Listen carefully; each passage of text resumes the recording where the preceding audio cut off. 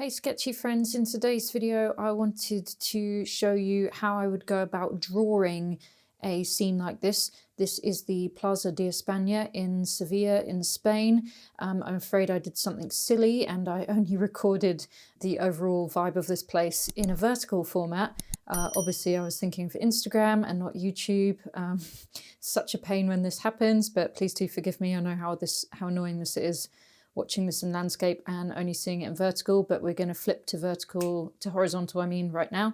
So of that entire scene, which is quite overwhelming, I decided to sit on the steps and I focused my view on this kind of scene because I really like these sweeping curves, and that big tower can very much be on the vertical line of the rule of thirds. So this is my thumbnail that I drew whilst I was on site at the Plaza de España. We're going to go through all of this in a minute, but as you can see, this is a very striking composition in terms of rule of thirds. I can get the tower on this side and then that other sort of blocky building section on the left vertical line. So let's go through this now and break it down. So this is the actual scene that I ended up drawing on location from that footage that you just saw. I did start with a thumbnail here, which we're going to go through in a minute. So yeah, so this was the finished product. I just wanted to show you this. But I did also draw the Plaza de España again because this was in my bigger sketchbook that I was using for teaching, and this was kind of more my personal travel journal.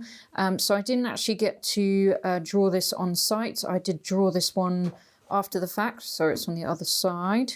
I do have a video on this sketchbook if you would like to see the full sketchbook tour. So this was, let me just extend it a bit more because it's just over the fold. So this was the scene that I drew again. Same scene, but you can see how different it is from the one I showed you before. It's definitely longer, and so I could get more of that kind of sweeping. I could get more of this building in, which I think worked quite nicely. I do like more of the colours in the other one. I quite like the stronger shadow shape on this one. I think I prefer the foliage on this one. This one's a tad neater. I did feel a little under pressure with this other one, just because it was just so busy at the Plaza de España and it was hot, it was noisy. I had flamenco dancers right behind me. It was just really, really hectic, and I was trying to film portions of it. It was, yeah, so as you can see, I've got more of a box. In the other sketchbook, it was much longer, and I could have come across this page, but I decided just to keep it at this ratio. As such, you can see I can fit much less in, but I suppose what I do have in, it's more zoomed in a way, so you can see a bit more detail. So there's no right or wrong here, it just depends on what you prefer, or in most cases what actually just comes out of you at the time, because sometimes you just don't know what's going to happen, but that is also the fun of sketching.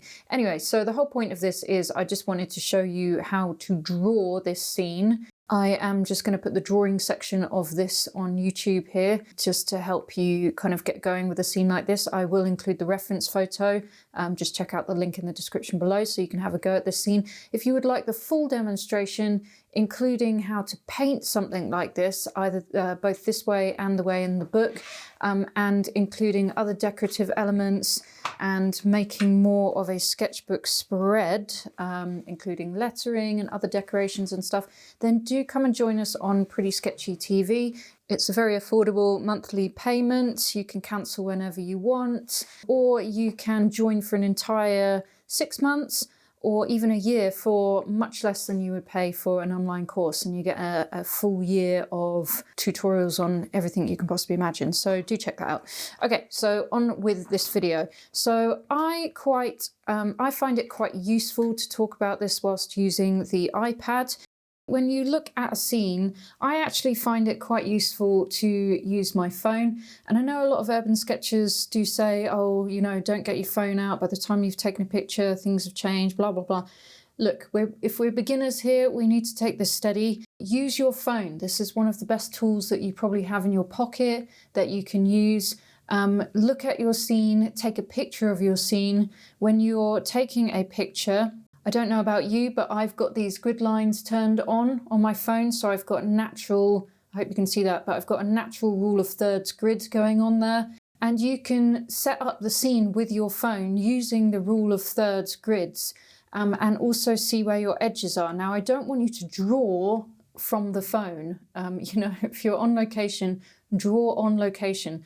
Don't take a picture and then draw from the picture. I know that's very tempting, but don't do that. But use it to see where your edges are and to compose the overall scene. So for example, in this scene, and once it's your mind's eye, once you get into this, you'll just see it every time. So straight away, I'm like, right, that's going to be on my vertical line over on the right. And this is going to be on my left line there. And you don't always have to put a point of interest on every different line or intersection. This very clearly is going to be a strong vertical shape here. This just so happens to be in the right place on this left line, so that's great. The ground line kind of sits quite nicely on this bottom horizontal line, and sort of the top of the buildings here and this intersection in this building is kind of just fits quite nicely there. That's very loose, but that is basically, when I sat down and looked at this scene, in my mind's eye, I could see this because I'm just so used to seeing it now. It's just all practice. There's no magic. It's just, that's exactly what happens. So I hope you guys can see that all right. Let me make it an obnoxious pink just so you can. So that's usually what we're looking for. There are other composition methods, but generally we're looking at rule of thirds. When you're doing your thumbnail, which I'm really getting into at the moment, I used to just like find thumbnails and even mentioning thumbnails really boring, but I'm like really into thumbnails right now. So when you do your thumbnail, draw your box and then draw your grid lines like that. And then that will help you compose your scene. So let's turn those off and let's move on to the shapes. So when we're looking at this, and you don't have to have an iPad or anything like that, but you can just use your phone and you can just maybe use your finger just to see what shapes things are making. This is kind of straight. I didn't draw it straight there, but this is kind of straight. And then this is kind of curving in from the corner here. And you can even exaggerate that if you wanted to. You could really make it quite dramatic. You don't have to go with exactly what's there. But this has got a really nice curve in. And then think of this tower as just a box, okay? So like looking at a box on its edge. So that's one side, that's the other side, and that's it. That's how I think of things.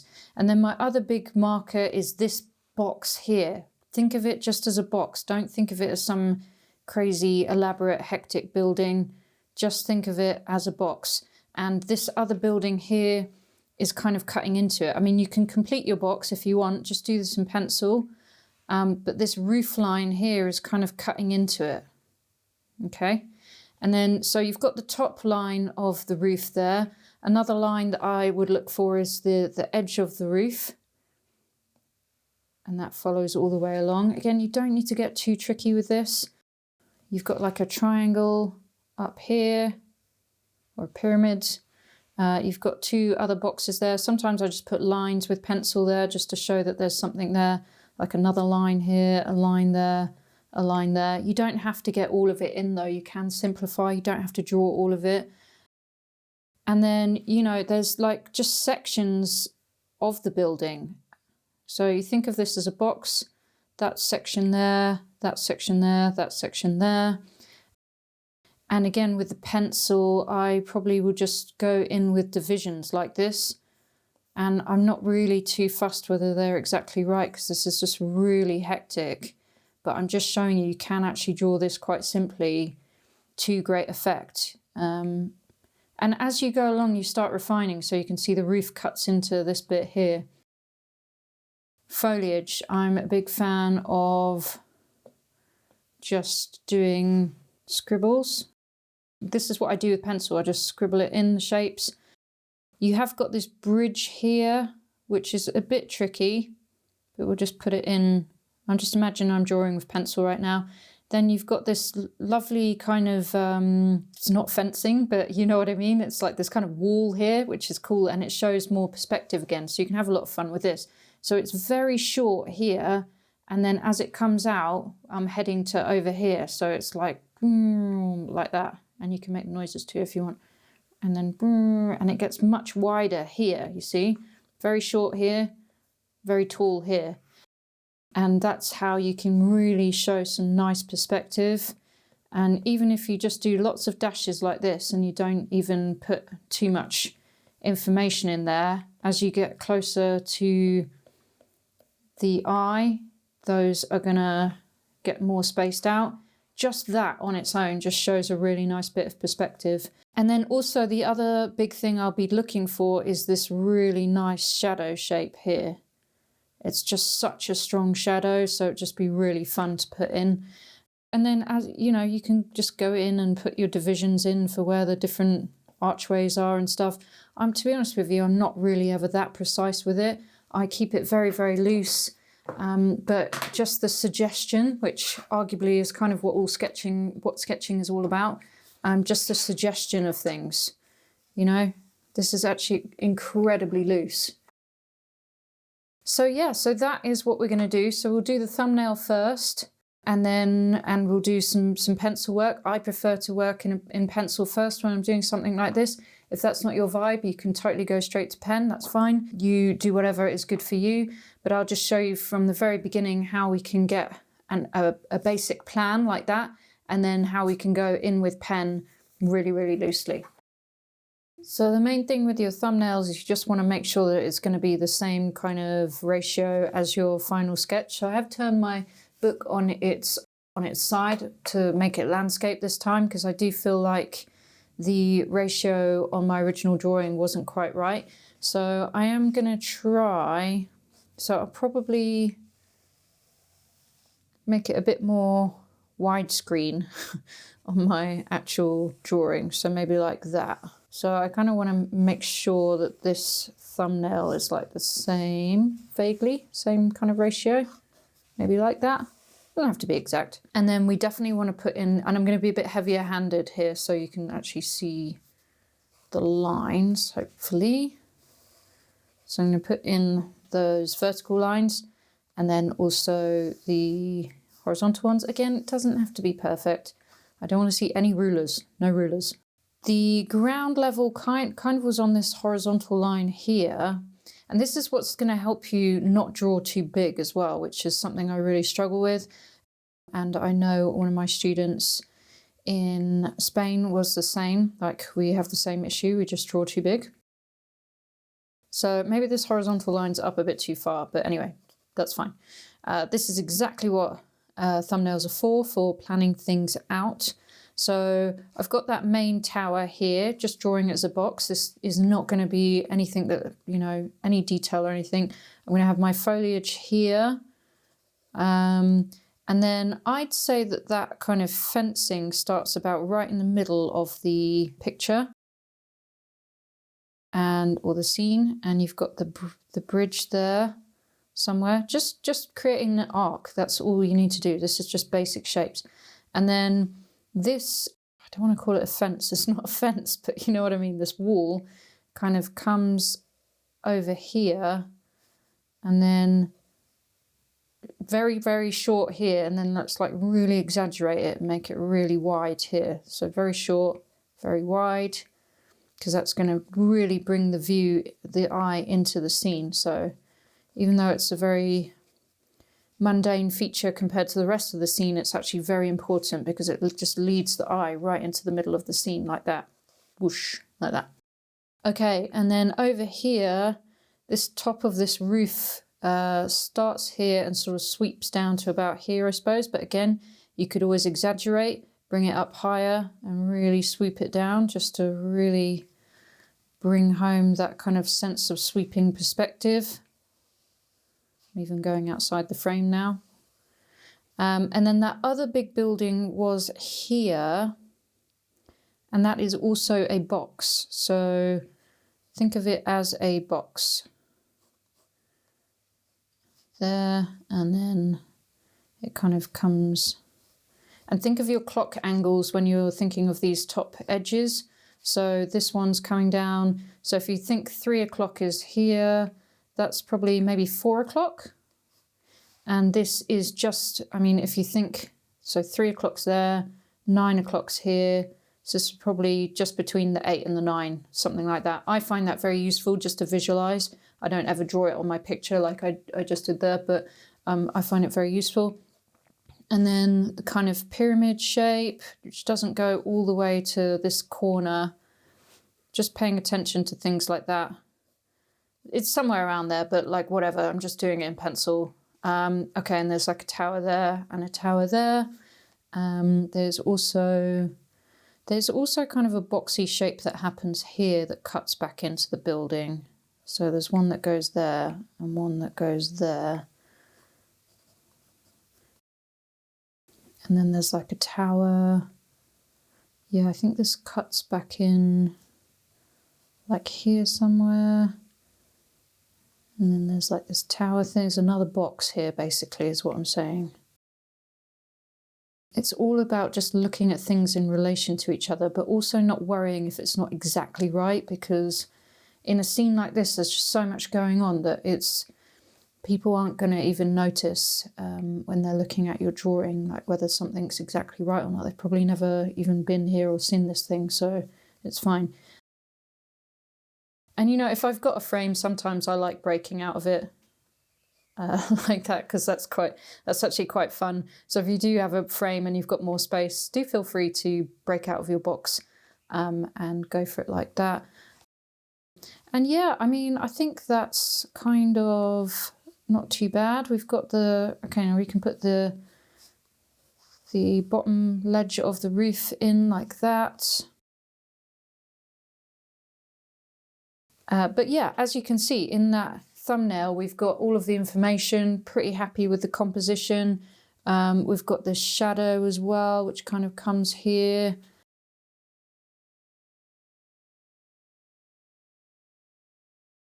You can also use thumbnails to map out your tones as well. I generally just at the moment am using them for composition purposes. If you wanted to put in some shading just to show you where the darkest darks are and the lightest lights and any mid-tones, then that's fine.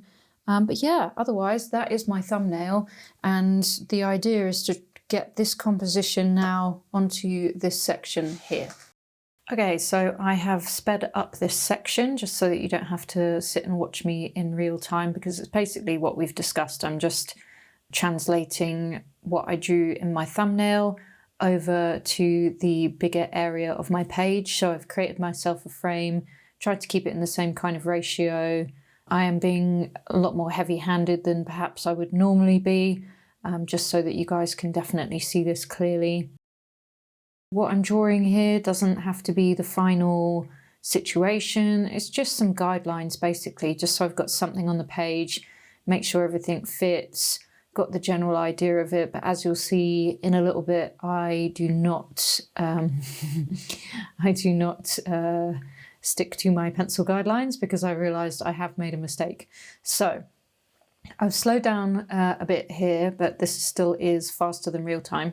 And here for no other reason than I just felt like drawing with my fountain pen, because I haven't drawn with it for so long, because I took fine liners to Spain with me, so I didn't really fancy having to deal with the fountain pen and refilling it and taking ink and all that kind of thing. So I just took fine liners with me, which is also fine. But with the fountain pen, I do feel like I just psychologically just somehow just draw a bit looser with it. I definitely tighten up with fine liners, so I guess that's why I decided to use this one. And no matter how long it's been, this fountain pen, the Wasabi Eco fountain pen, it always works. Whereas if I pick up any of the Lamys or any of the other fountain pens I own, I have to refill them because the ink seems to evaporate out of them. I have to cajole them. I don't have to go as far as washing them out usually, but yeah, it's just a pain in the ass, really, to be honest with you. This one, it just always works. I swear to God, I haven't used this pen for a couple of months now, and it just works perfectly. So if you are in the market for a fountain pen and you really don't want to have to mess around with trying to make it work all the time because you don't use it every single day, then this fountain pen's a little more expensive than the Lamy Safari, but it really does work very nicely. So as you can see, I've kind of gone off my pencil lines quite wildly. I actually panicked for a while there because I thought, yeah, I've just completely buggered this up, actually, to be honest with you. But everything is always salvageable.